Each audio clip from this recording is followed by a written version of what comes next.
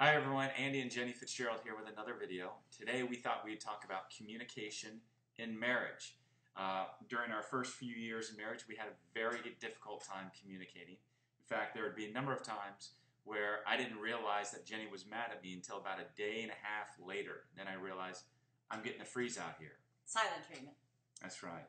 So we've had to learn a lot in this area, and actually research has shown that the two greatest qualities that make a marriage strong are kindness and generosity. And so we picked up a technique on how to communicate better in marriage that has really helped our marriage. So we wanted to show it to you as well. It's called the speaker-listener technique. Okay, so the whole goal of the speaker-listener technique is for the speaker to feel heard and the listener to listen and understand. And you use an object. We've chosen my phone. It can't be sharp. No knives. That's not a good idea. And how it works is the person who feels like they need to speak holds the object and says, when you did whatever, I felt, and you can't accuse, you just say, when this happened, I felt. Use your I statements. And then they hand the object over to the listener, and the listener has to repeat back what they heard the speaker saying, and so we will demonstrate. And you only repeat back what you heard saying. And so we're going to take an example of something that happened recently. So this is a live example. And of course, it's me getting thrown under the bus, but that's all right. It's just the most recent one. So I'm not sure how this is going to go, but we're going to do it anyway. It has to do with finances, which is a whole other topic that we'll have to address sometime. We've decided to go credit card free in 2015, and so the last month of December 2014, we decided no more credit card spending, and so that's kind of where this happened. So here it goes.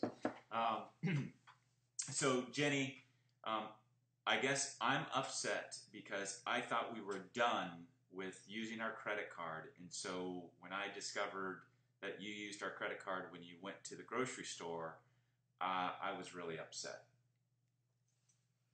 Okay, so you're upset, frustrated because we had the conversation about the credit cards, and then I went ahead and used the credit card when you thought we were all done.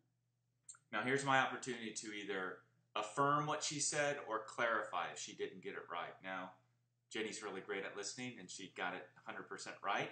I felt very heard, so what I say back to her is, that's right, I felt upset about that. Thank you. Okay. And now it's her turn to reply or say what she's been feeling through this potential conflict.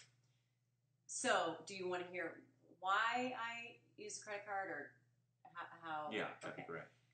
So, when I knew that you were going to use a credit card towards something else, we had talked about that, I assumed that meant we would be using credit until the end of the year. I did not ask you about it to clarify, but I went ahead and used it because we were out of fruit, we were out of bread, we were out of cat food, and I thought those things were really necessary, so I went ahead and got those necessary things, what I deemed necessary.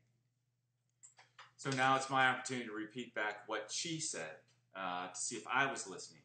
So what I hear you saying, Jenny, is that we needed to buy those things, and I was still using the credit card myself, and so since it wasn't 2015 yet and we were still using it, that you felt that it was still okay to use the credit card. Is that correct? Perfectly correct. Wow, isn't marriage great? We hit it out of the park. So that's just a little bit of what happens. Sometimes it's a little bit more difficult, and you keep going back and forth until you get clarity and understanding. What we've discovered is that just listening to each other is like half the battle. The issue of what happens is one thing, but then how you work on that issue or talk or communicate about that issue is the other half as well. And so that speaker-listener technique really helps. And you can't call each other names.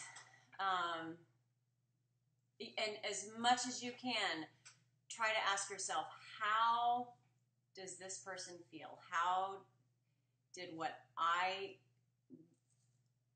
did, how did that make him feel? Don't get defensive. Don't start your plan of attack. Just be in the listener seat and listen, listen, listen. It is the greatest thing to be heard. It's the best thing that we've ever done in our marriage.